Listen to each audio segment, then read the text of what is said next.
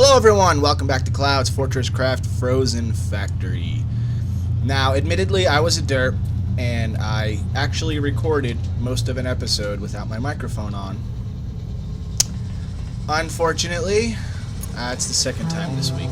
So I went ahead and I had these batteries built, and I went ahead and researched conduits.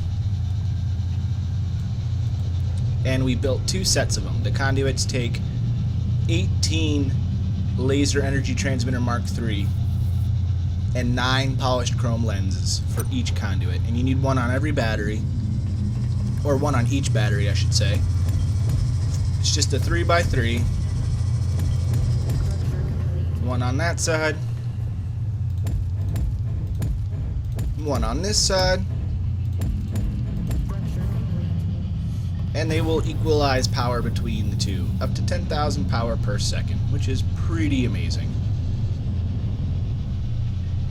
You actually can almost watch the lights go down on this one. It'd be a little easier to see if it wasn't also transferring to this and then into those at the same time. But we got all of this beautiful stuff set up. We're up to 3 fully functioning casting basins. Just the last step, of course, is, well, we're not quite done there, but we're going to have to, excuse me, set up the visual stuff. Oops.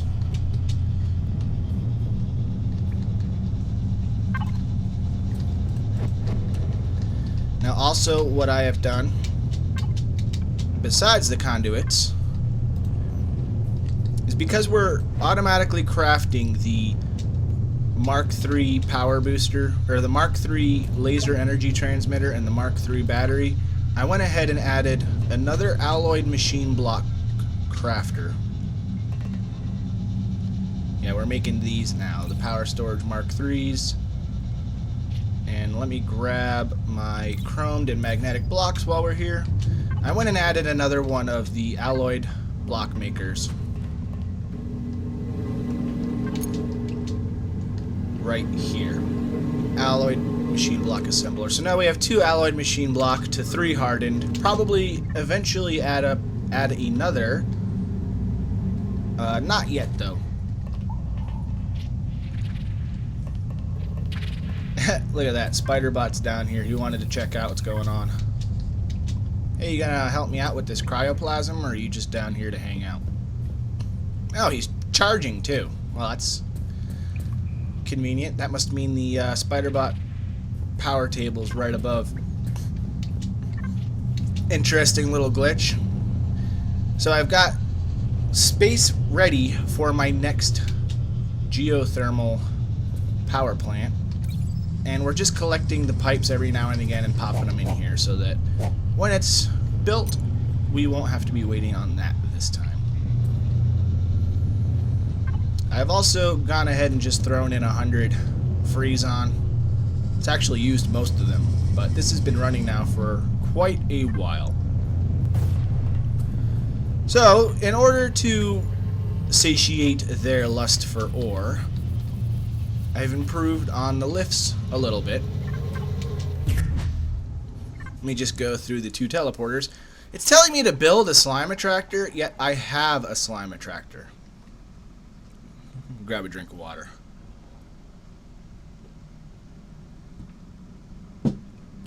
I think it's just because the slime attractor is not active. Oh, I said that and it was like, oh, you do? Well, then I'll go away. Of course, you can always just type missions, make that stuff go away. Now, what was I doing? Oh yeah, more lifts. We also have, I don't know if I showed you that yet, another teleporter.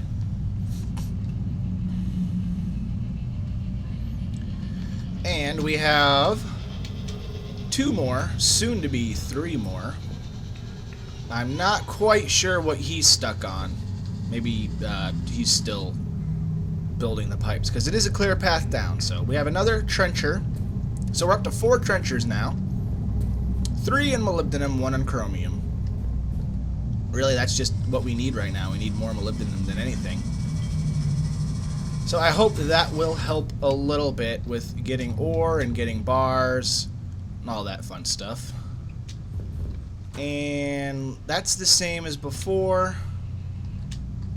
We also have 3 more lifts up here. They're gathering gold, however. And I think a little bit of molybdenum is also being dropped off on this side. But mostly gold for the alloyed machine blocks. And then maybe I'll get some nickel and some titanium as well from up here. But I've really done a whole lot in just clearing out room. Between here and down further. Just while things are working, I'm keeping myself busy. And then if we go down further, we see huge amount of work has been done here. Here's this molybdenum vein that we're actually running off of. And we're finally starting to get into that cave that I showed off not too long ago. And it is just impressive how far of a drop that is. So I'm pretty excited about coming into this cave, and hopefully we'll find some pretty large sources of ore. Because we haven't been too lucky so far. This one seems to be right underneath what we're already doing. So there's another 6 million moly waiting for us after we get through this huge vein here, which is going to take even longer because we have Mark IIs now. And soon, very soon, maybe after 1 or 2 more geotherms, we'll start making the hemo machine blocks to get the borer technology done. Now, there's not much power in there, so there we go. This is what I've been doing, just running, spiderwebbing these excavators until I run into stuff like super hard rock or nickel. Just stuff to keep me busy. I'm also putting lights throughout here. Little good that they do. Oh, hey, look, I ran out of power. Not that it matters, because it's such a nice temperature down here. It doesn't matter if you don't have power. It takes so long for you to get hurt from it. As you can see, this is just working wonderfully. The lifts come down, instantly fill, instantly gone. There is no waiting period at all. I am a big fan of that. Well, the Freezon gas that I had in here finally ran out. Oops. Forgot this one didn't have anything under it. So, I'm going to go ahead and run the pipe. I think I'll do it here.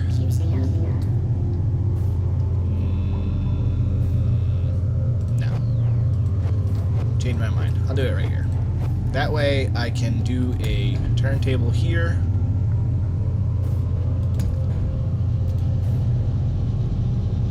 Conveyor turntable.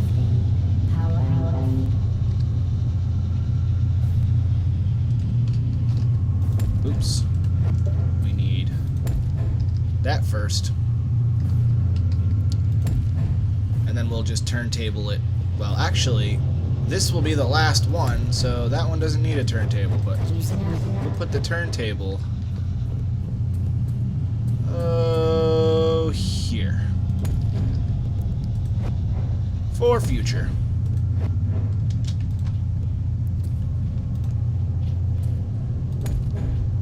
And then we're going to dig a nice tunnel all the way around to the back of here.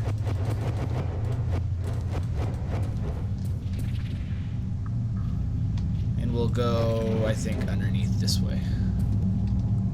If I can stay down here. There we go. So we'll just run the conveyors underneath.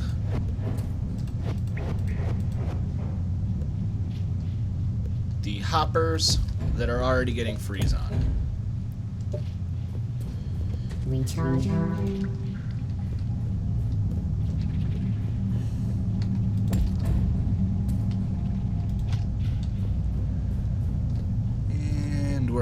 There they are.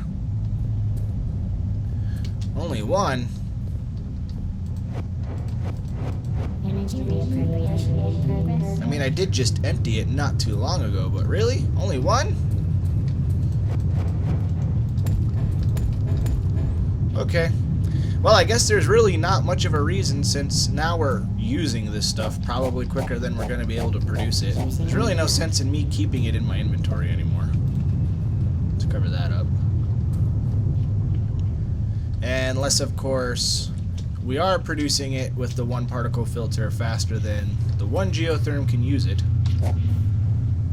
If so, whatever. It'll store, you know, like 800 or 900 in there. And then another 100 in here, but we don't want that to do that just yet. When the geothermal plant is done using the heat conducting pipes, then we will hook that up. And I'm a derp. But you already knew that. And there we go. Seems like these transport pipes are a little slower than they used to be.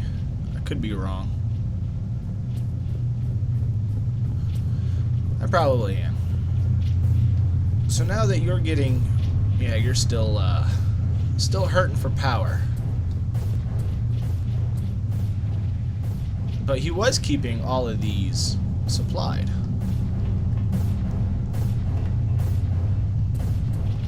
So we're definitely doing a lot better for bars now. You know, we just grabbed these and there's another 100 chromed. We're still short on the magnetic.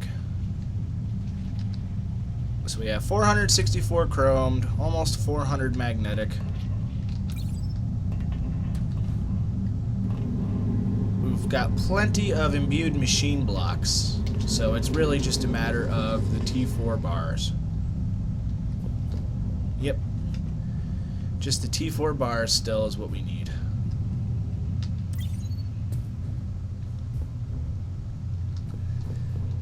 Well, I think for now I've got a pretty good acquisition of those. I could, of course, always just increase it. Add more lifts, add more this and that. I think I might start building towards a Mark III lift. That requires so many materials, though. Most of them are easy, but I think it requires like 1,000 chromium. Yeah, 1,024 chromium. Like I said, the resin and all that other stuff really isn't a big deal. I've been working on my resin.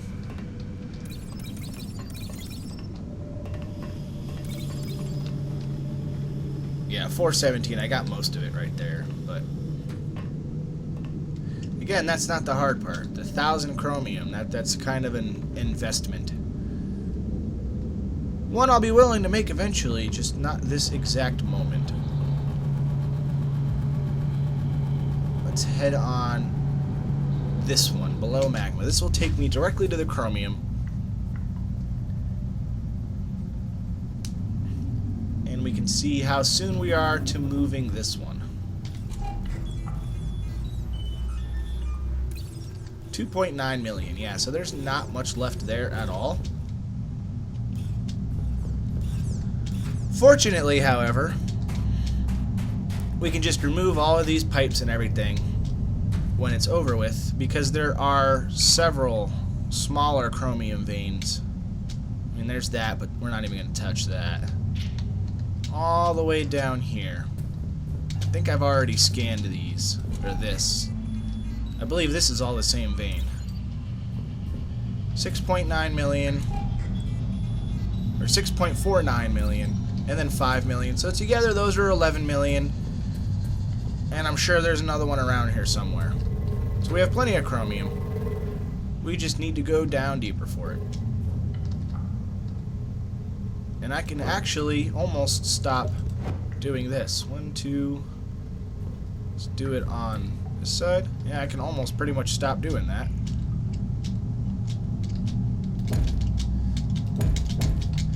Let's just go ahead and shave all of this off. so we can let as much light through as we can. Right there. So the next time I come down here, there's not going to be much to land on, fortunately. But very soon, we'll be able to go down there. There's another hive right here. There's a hive right there. Those two hives are very close to each other. If I can get out. There we go. So these lifts aren't going to be able to go anywhere until this molybdenum is finished. And the next set of lifts coming from up here are going to have to be dug out, and they are this direction to the right. So I'm going to have quite a bit of work cut out for me removing all of this, and this is actually almost done as well. And once that's done, we're going to have to bring these two down as well. That's quite a bit of digging, so I will get to that in between episodes. For now, I need to go power up before I run out of power. Hey, you are not moving. Why are you not moving? Oh! This is the one that didn't quite make it, so I couldn't... There. Now that those are out of the way, you should be fine.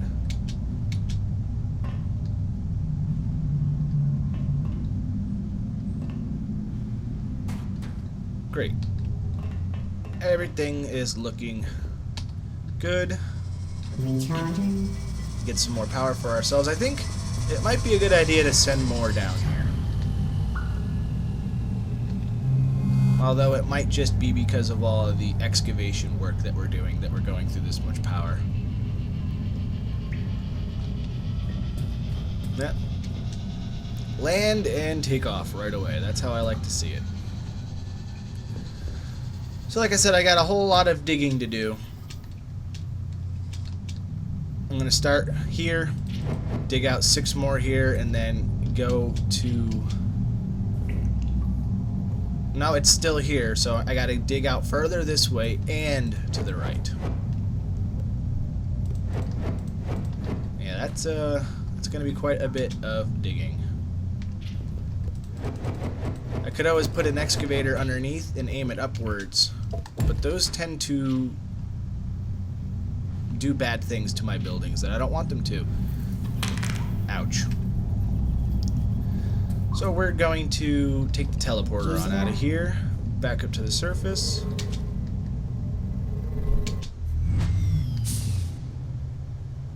And I accidentally picked up a whole bunch of stuff. That's okay, because rocks and rubbish are starting to become an issue. It was the last thing I wanted to touch on. I don't have any macerators in here. Unfortunately, no, I don't. And none of these are working right now? Cool. So I'm going to grab all of these macerators, probably make another 20 more. And we need to start macerating some of the trash that's coming out of the quarries here. Because that's what's stopping the quarry from working. Rubbish piles up along here. All of these are filled up.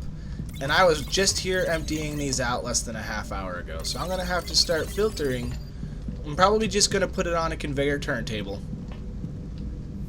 Conveyor turntables here. Filter off some of it this way. We'll macerate it and feed it back over here. Underground somewhere. Although it might be easier to split it to the left here instead.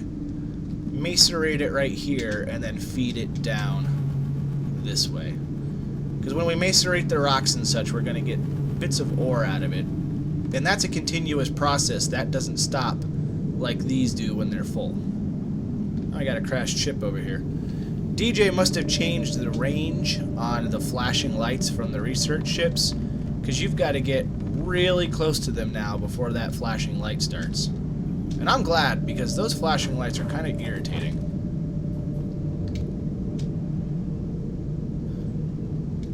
Although pretty easy to pick up when you've got a jetpack.